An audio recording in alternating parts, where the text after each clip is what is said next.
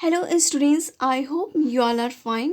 I am here with the SST History Chapter 1, Chapter 2, Nationalism in India. And in this chapter, I am going to start the new topic tribal movements and other movements regarding to the non cooperation movement. कि जब महात्मा गांधी ने non cooperation movement start किया था उस समय अलग अलग जगहों पे अलग अलग तरीके से लोग उसमें पार्टिसिपेट करने लगे और ब्रिटिशर्स की अगेंस्ट एक मूवमेंट स्टार्ट कर दिए थे। उसमें पहला एक नाम हमको दिखता है ट्राइबल मूवमेंट। ट्राइबल मूवमेंट की अगर बात की जाए तो ये सबसे पहले आंध्र प्रदेश के गुडिन हिल्स में दिखाई पड़ता है, जहाँ पर एलुरी सीताराम राजू की अंडर में एक मूवमेंट स्टार्ट किया गया था। इस मूवमेंट के पीछे रीज़न ये था कि जो ब्रिटिशर्स थे उन्होंने डिफरेंट टाइप्स के एक्ट बना करके फॉरेस्ट में आना जाना मना कर दिया। बिना परमिशन के कोई भी पर्सन नहीं जा सकता था। कुछ ड्यूरेशन वहाँ पे फिक्स कर दी गई, तो ड्यूरेशन के ज़्यादा लग रहा है, अगर फॉरेस्ट में अंदर कोई जा रहा है तो वहाँ पे उसको टैक्स देना पड़ता था। इस तरीके की कुछ प्रॉब्लम्स वहाँ पे बन रही थी। ये जो मूवमेंट, जो फ्रीली मूवमेंट जो इन लोगों का था, ट्राइबल्स का, उस पर रेस्ट्रिक्शन लगा हुआ था और ये मूवमेंट इसी की अगेंस्ट था। Tribals wanted to get back their traditional right. They want that whatever they have the right on the forest in free movement in there. So such kind of rights they want again. The method followed by the tribals and peasants were against the Gandhian method of non-violence. They followed violent method of struggle. कि जो tribal movement था इसमें उन्होंने violent method का इस्तेमाल किया था, जबकि महात्मा गांधी नॉन वायलेंस को प्रेफर कर रहे थे। उनके अगेंस्ट जाकर के ट्राइबल्स पीपल्स ने वायलेंट मेथड अपने स्ट्रगल को माना था। इसमें अलरी सीताराम राजू के बारे में बात किया जाए तो ये आंध्र प्रदेश के गुडिन हिल्स में होने वाले ट्राइबल मूवमेंट्स के लीडर रहे थे। And people considered him as an incarnation of God. They believed that he had many special powers. और जो पीपल्स थे इनको इनकारनेशन ऑफ गॉड, भगवान का अवतार मानते थे। वे मानते थे कि इनके पास बहुत सारी स्पेशल पावर्स हैं जिसकी वजह से ये हमको प्रोटेक्ट करने के लिए हमारे पास आए हुए हैं। एलडी सीताराम राजू की बात की जाए तो ये महात्मा गांधी के सपोर्टर थे और उसकी वजह से उन्होंने क्या किया, खादी पहनने के लिए अपने लोगों से कहा, ड्रिंक ना करने की सलाह दी। लेकिन इनके लीडरशिप में जो मूवमेंट स्टार्ट किया गया था वह गांधीयन मूवमेंट नॉन वायलेंस के अगेंस्ट था। इट मीन्स कि ये वायलेंट मेथड को प्रीफर करते थे। अगला अगर हम बात करें तो मोमेंट्स इन द प्लांटेशन, कि असम के प्लांटेशन में भी हमको मोमेंट दिखाई पड़ता है नॉन कोऑपरेशन को लेकर के। इसमें क्या था, इसके लिए रीज़न क्या था कि प्लांटेशन में कि जो प्लांटेशन वर्कर्स थे ये ऐसे पीपल्स थे जो कुछ समय तक उस प्लांट पे यानी वो उस खेत में काम करते थे और जब फ्री टाइम होता था तो ये कुछ अदर जगहों पे जा कर के अपने दूसरे कामों को भी करते थे। किसी दूसरे लोकेशन पे चले जाते थे, किसी अदर एरिया में चले जाते थे। तो इस सब फ्रीली मूवमेंट को रोकने के लिए ब्रिटिशर्स ने क्या किया, इनलैंड एमिग्रेशन एक्ट पास किया था 1859 में।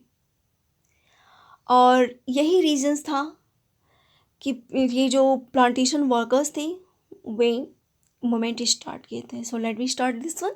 Workers in the plantation of Assam demanded the right to move freely in and out of the state. कि जो प्लांटेशन में काम करने वाले वर्कर्स थे असम में, उन्होंने ये स्ट्रगल इसलिए स्टार्ट किया ताकि उन्हें स्टेट के अंदर या बाहर फ्रीली आने जाने की परमिशन मिल सके।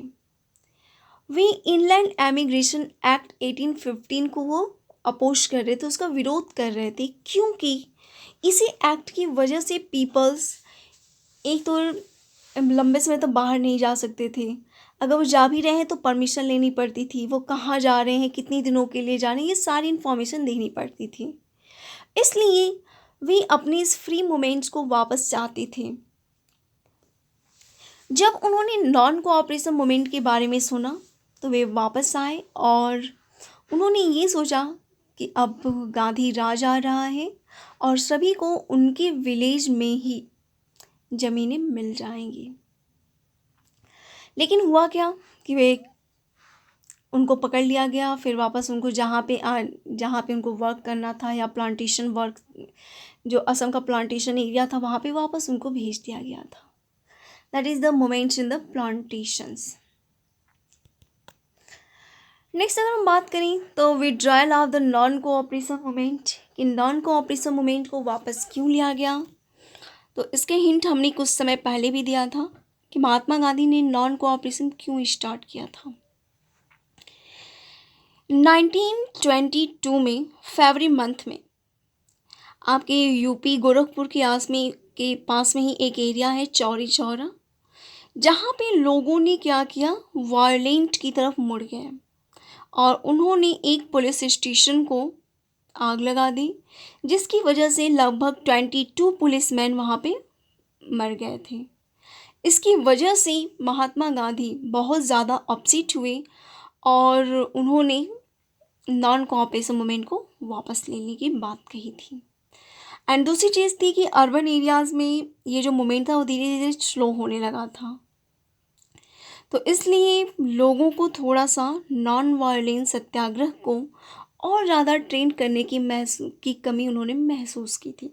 उन्हें लगा कि और लोगों को ट्रेन करना चाहिए कि आपका जो ये नॉन वायलेंट सत्याग्रह है वो क्या कहता है, किस तरीके से कहता है, उस पर लोगों को अभी ट्रेनिंग देने की आवश्यकता है। तो हम देख सकते हैं कि नॉन कोऑपरेशन मूवमेंट स्टार्ट हुआ, फैला, हर एक जगह पे फैला, और लेकिन एक इंसिडेंट की वजह से उसको वापस महात्मा गांधी के द्वारा ले लिया गया था।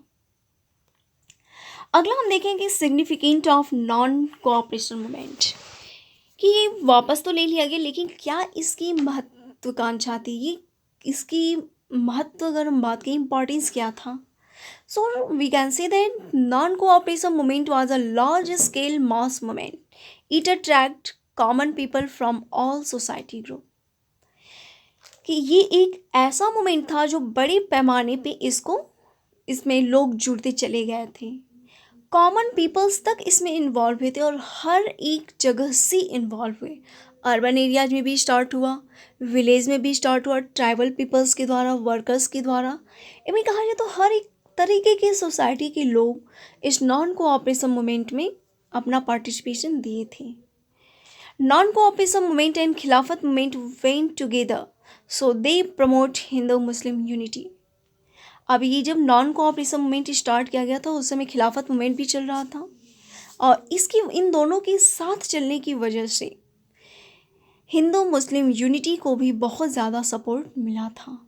Peasants and tribals movement became a part of the Indian national movement, and Indian national movement में ट्राइबल्स पीजेंट्स मूवमेंट भी हमको दिखाई पड़ते हैं। It was a non violent movement, so it popularized the Gandhian ideas of non-violent सत्याग्रह।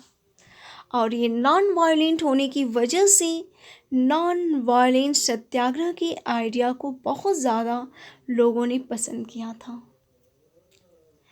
अगर हम बात करें और एग्जाम्पल्स, तो prove that the term swaraj means different things to different people. जब ये नॉन कोऑपरेशन मूवमेंट स्टार्ट किया गया तो उसका मेन मोटिव था स्वराज।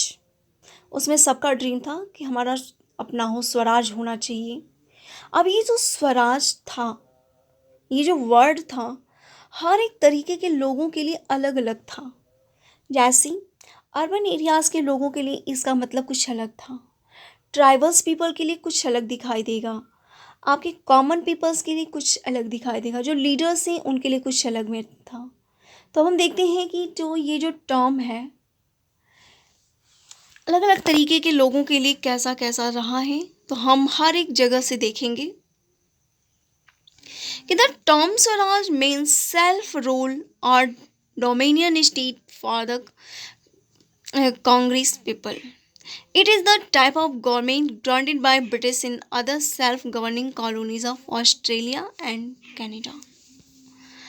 अब ये स्वराज का मतलब क्या था कि सेल्फ, इसका सिंपल सा मतलब है सेल्फ रूल, कि हमारा अपना शासन हो, हम अपनी रूल रेगुलेशन के द्वारा अपने लोगों पे शासन करें, that is the self rule और स्वराज। या फिर एक डोमिनियन स्टेट बनाया जाए। डोमिनियन स्टेट का मतलब क्या है कि यहाँ पे कुछ रूल रेगुलेशन के तहत यहाँ के यानी अपने ही लोगों के द्वारा रिप्रेजेंटेटिव सिलेक्ट किए जाएं और वे अपने प्रतिनिधि तो अपने रिप्रेजेंटेटिव के तौर पे अपनी एरिया के लोगों की प्रॉब्लम को समझें और उसकी सॉल्व करने की कोशिश करते रहें, that is the dominion state. तो डोमिनियन स्टेट, ये जो डोमिनियन स्टेट था, ये देखा जाए तो जो सेल्फ गवर्निंग कॉलोनीज़ थी जैसे ऑस्ट्रेलिया और कनाडा, यहाँ पर ये दिखाई दे रही थी उस समय। और यहाँ पर भी अगर हम बात करें तो ब्रिटिश यहाँ पे भी अपनी कॉलोनी बना चुका था। तो इसी टाइप की सेल्फ गवर्निंग कॉलोनीज़ यहाँ पे पीपल्स को चाहिए थी।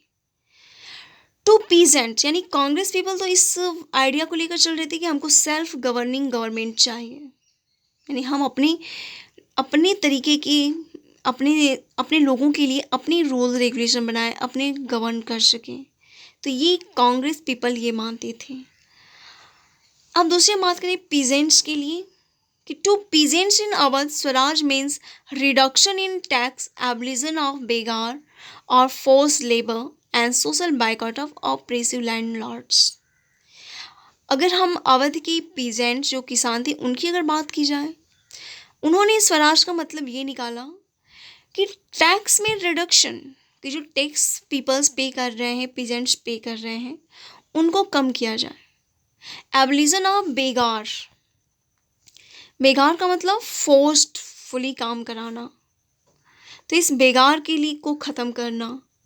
Social boycott of oppressive landlord, और जो लैंडलॉर्ड हैं वे सोशल बाइकआउट करते थे कि इस लोगों को नहीं हम ध्यान देंगे, इस ग्रुप के लोगों को हम ध्यान देंगे। तो इस तरीके की चीज़ों को भी वो हटाना चाहते थे। तो इनका मेन मतलब यही था कि अगर इस टाइप की चीज़ें हो जाए हमारे एरिया में तो हमको स्वराज मिल जाएगा। To plantation workers in Assam, swaraj means right to move free and out freely in and out the plantation where they were enclosed and retaining a link with the village from which they had come। अब देखिए यहाँ पे अगर हम बात करें plantation work की, तो एक तो मैंने जस्ट अभी बताया कि इनलैंड एमिग्रेशन एक्ट, जिसके थ्रू वो अपने ही एरिया में रहेंगे, इधर उधर वो नहीं जा सकते, वो मूव नहीं कर सकते। दूसरी उनके साथ एक और प्रॉब्लम थी कि उनको कहीं एरिया से ला करके, जैसे किसी विलेज पीपल से उनको वहाँ पे ला करके रख दिया गया, अब वो वहाँ से वो बिल्कुल भी नहीं जा सकते, उनको वहीं पे कैद, एक तरीके से कैद ही क्या कहा जा सकता है, कि उनको वहाँ पे रख कर के उनसे काम कराना और उनको बिना परमिशन दिए वो कहीं भी आ जा नहीं सकते थे। तो अगर एक तो इनके लिए यही था कि अगर हम जिस एरिया से आए हैं वहाँ पर आने जाने की परमिशन मिल जाए, that will be the Swaraj. To the tribal peasants of Gudin Hills of Andhra Pradesh, Swaraj means right to enter forest and collect forest product, graze cattle and give up forced labor। अब tribal peoples के लिए क्या था कि जो tribal peasants थे उनके लिए क्या था, तो आंध्र प्रदेश के जो पीजेंट ट्राइबल पीजेंट थे वो ये मानते थे कि स्वराज उस वक्त आएगा जब हमें फॉरेस्ट में आने जाने की परमिशन मिले, हम वहाँ से फॉरेस्ट प्रोडक्ट को कलेक्ट कर सकें, हम अपनी कैटल्स को ले जा कर के वहाँ पर ग्रेजिंग करा सकें। तो इस सिचुएशन में स्वराज उनके लिए था। तो इस तरीके से हम देखें तो अलग अलग टाइप के लोगों के लिए अलग अलग मतलब था। कांग्रेस के लिए क्या था, डोमिनियन स्टेट या सेल्फ गवर्निंग। पीजेंट्स के लिए क्या था, जो अवध के पीजेंट्स थे कि उनको टैक्स में कमी की जाए, बेगार ख़त्म किया जाए, सोशल बाइकआउट ऑफ ऑपरेसिव जो लैंडलॉर्ड्स हैं उनको ख़त्म किया जाए। प्लांटेशन वर्कर्स की बात की जाए असम की, तो उनके लिए यही था कि वे अपनी उस प्लांटेशन एरिया से अपने एरिया तक आने जाने की परमिशन मिले। ट्रैवल पीजेंट्स गुडन हिल्स की बात की जाए तो उनके लिए यही था कि वो फॉरेस्ट के अंदर जा सकें, वहाँ से प्रोडक्ट्स को कलेक्ट कर सकें, अपने कैटल्स को वहाँ पे ग्रीच करा सकें. तो different peoples, different group of society have the different meaning of swaraj. With what time was the Swaraj party set up? So in next video we will try to understand this topic. Thanks to everyone.